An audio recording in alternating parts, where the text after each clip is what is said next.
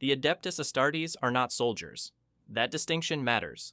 A soldier is a person given weapons and pointed at a problem. A space marine is a problem reshaped into a weapon. The armor, the heraldry, the chapter banners hanging in the fortress monastery, those exist to make the distinction harder to see. 8 feet of ceramite-encased gene-forged mass walking through a hive city looks like power. It looks like someone winning. The misery has nothing to do with battlefield odds. The Astra Militarum eats worse odds daily.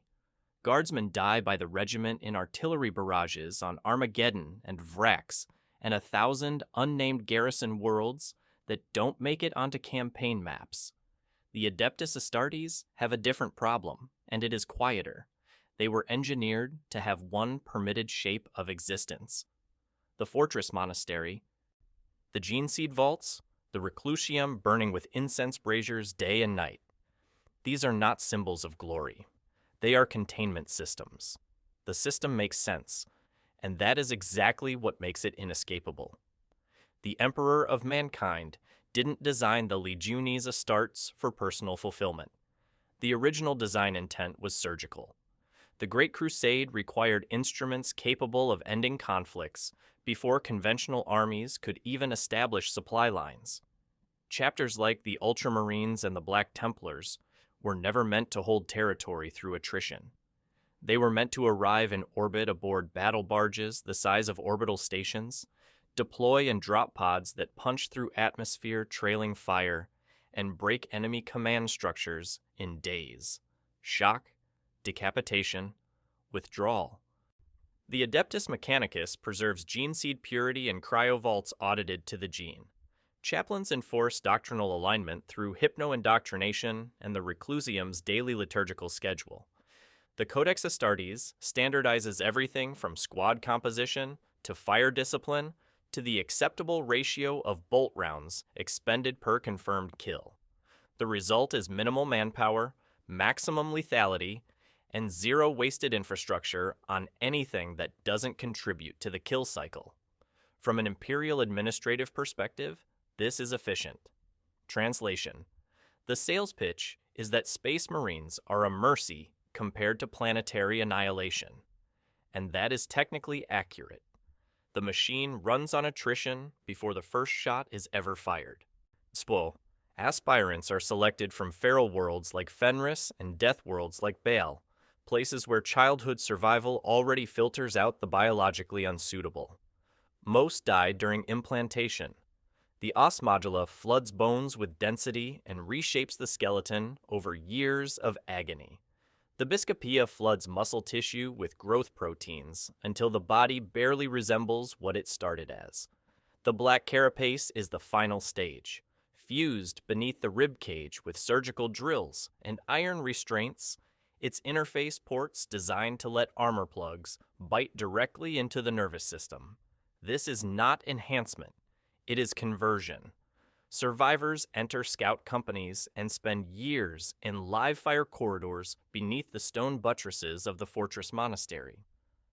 Hypno-indoctrination sessions run in dim chambers where data slates project doctrine directly into the cortex during mandatory sleep cycles. Daily routine is weapon maintenance supervised by servitors with mechadendrites clicking in methodical loops, armor calibration in echoing arming halls, and liturgical recitation in the Chapel of Remembrance before dawn. There is no civilian infrastructure around a Space Marine, no off-duty ecosystem, no mess hall conversation about plans for after service. Production lines do not ask how you feel. The biological costs are permanent by design. The Biscopia and the secondary heart do not enhance a human body. They overwrite it. Bones thicken past the point of reversal, skin scars around interface ports. The Laramen's organ clots wounds in seconds, which is useful. But it also means the body never stops adapting to damage, never stops reinforcing itself around every injury sustained. The physical record of every battle accumulates in the skeleton. There is no undoing that. The psychological narrowing follows the same logic. Chaplains monitor doctrinal purity as a standing function, not a special intervention. Librarians screen for warp instability among those with psychic potential, Fear responses are chemically dampened through the neuroglottis and the Susan membrane's partial applications. Doubt is treated as a precursor condition, something to be caught early and corrected through additional reclusium time and chaplain counsel. This is where choices start disappearing, not through force, through architecture. The Codex Astartes does not need to threaten a Space Marine into compliance. It simply removes the cognitive space where alternatives would form. By the time a tactical Marine is a decade into service, the question of what else he might have been is not suppressed. It is structurally absent.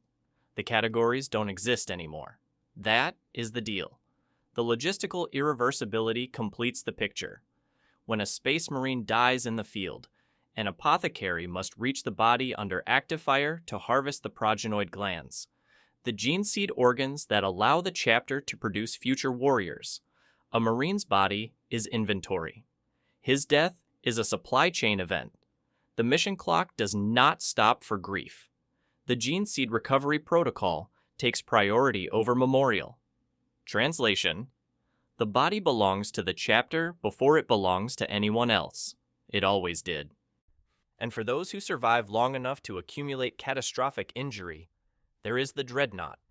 A mortally wounded veteran of the Blood Angels, or the Space Wolves, or the Iron Hands is not retired.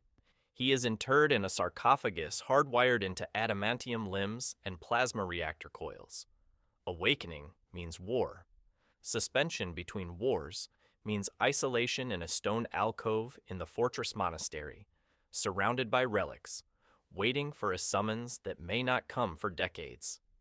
There is no retirement plan inside a sarcophagus. There is only the next deployment or silence. Now pull back. The Imperium of Man does not have the option of reducing its reliance on the Adeptus Astartes. Orc populations are self-sustaining at a planetary scale and multiply faster than they can be eliminated. Tyranid hive fleets adapt biologically in response to every tactic used against them. Chaos cults regenerate in the underlevels of hive cities faster than the Inquisition can identify and purge them. Eldar, Tau, Necrons, Dark Eldar. The threat list does not shorten. The High Lords of Terra do not ask whether Space Marines are well adjusted. They ask whether they are sufficient. That is a different question with a different answer. Chapters already operate below full theoretical strength. The Horus Heresy fragmented the legions into the smaller chapter structure, specifically to prevent any single Primarch from accumulating enough Astartes to threaten Terra again. The side effect is that every chapter is stretched. Gene seed stocks are sacred inventory. Reform would require a surplus of stability and manpower that the Imperium has not possessed for 10,000 years. When a chapter is annihilated, it becomes a martyr legend carved into the marble halls of the Imperial Palace. When a world falls, it justifies greater militarization. Collapse does not discredit the model, it feeds it. Nobody pauses a war machine during a siege. The finished product of all this is not a tragic figure. That framing implies something went wrong. Nothing went wrong. A tactical Marine in the arming bay of a strike cruiser before a planetary assault is checking maglock seals while servo skulls hover at shoulder height projecting tactical overlays.